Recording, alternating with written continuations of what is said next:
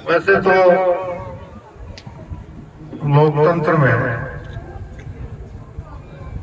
पंचायत राज की अवधारणा इस सोच के साथ की गई थी कि लगभग 1200-1300 साल पहले हमारा देश पूरी दुनिया में हर क्षेत्र में सबसे आगे था और सोने की चिड़िया कहलाता था। उस समय की शासन व्यवस्था में जो महत्व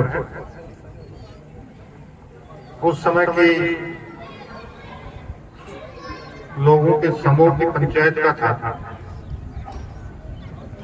और जो अपने गांव के बारे में, अपने राज्य के बारे में, अपने परिक्षेत्र के बारे में सदैव सकारात्मक चिंतन करके निर्णय किया करते थे। उसी सोच के साथ हमारे देश में विधिवत रूप से पंचायत राज की वो संरचना राजस्थान से के लागू से शुरू हुई थी। लेकिन मुझे ये कहने में कहीं कोई संकोच नहीं है कि बच्चा को गैल का 40 वर्ष में दियाल को राम निकले लगा, वो शायद उस जमाने में नहीं निकले। अभी भाई धर्मपाल ने भी कुछ बातें कही, इन्होंने भी कुछ बातें कही। माया से पहली बार अचंभित हुआ कि आजादी के 73 साल बाद एक दलित महिला किसी ग्राम पंचायत की सरपंच बनी, 2 पंचायतों को मिलाकर नगर पालिका बनी। नगर पालिका बनने पर अध्यक्ष घोषित हुई, वार्ड पंच पार्षद घोषित हुई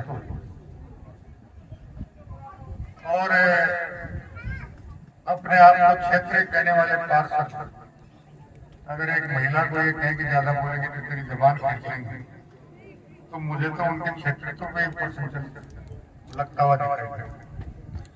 और इतना कुछ होने के बाद जब मेरे हिसाब से तो जब इतनी बात होगी तो नगर पालिका पौप और बुढ़ा के परिक्षेत्र के सभी नागरिकों को इसकी जानकारी दी होगी। और कहीं से भी मुझे ऐसा लगता है कि विरोध का स्वर नहीं उठा, जो सही बोल रहा हूँ, और विरोध का स्वर नहीं उठा। इसका अर्थ यह होगा कि बच्चों का राम पूरी तरह निकल गया।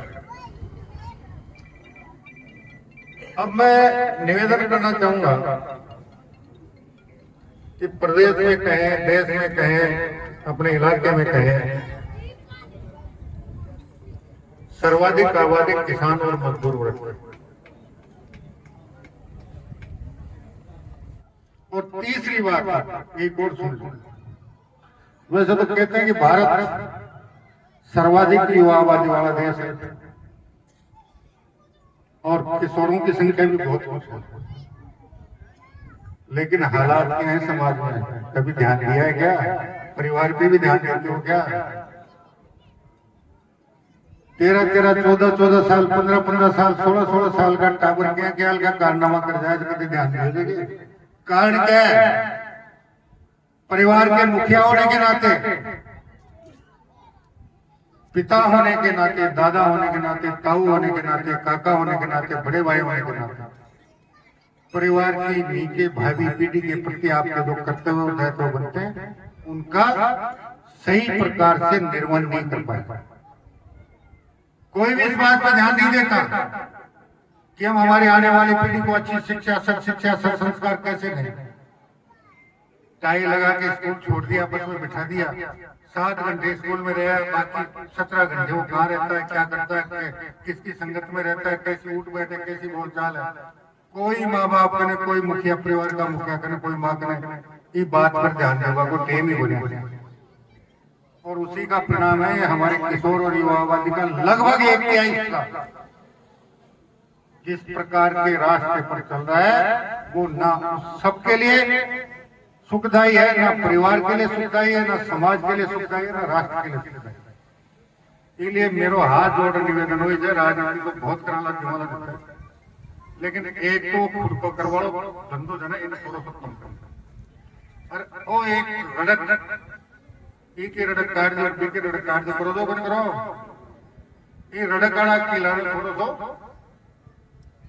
थोड़ो सो भाई पूरा ही कंट्रोल कर लियो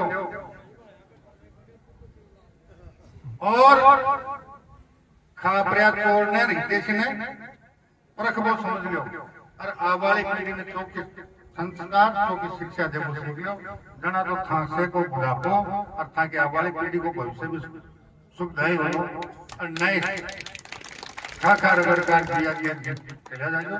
इन शुभकामनाओं के साथ उम्मीद करूंगा बात चौकी लगेगी ना तो मंथन कर देना कर लीजिए और चौकी नहीं लगी तो मेरी जेब में वापस डाल दीजिए। सबको यथार्थ राम राम, जय हिंद, जय भारत।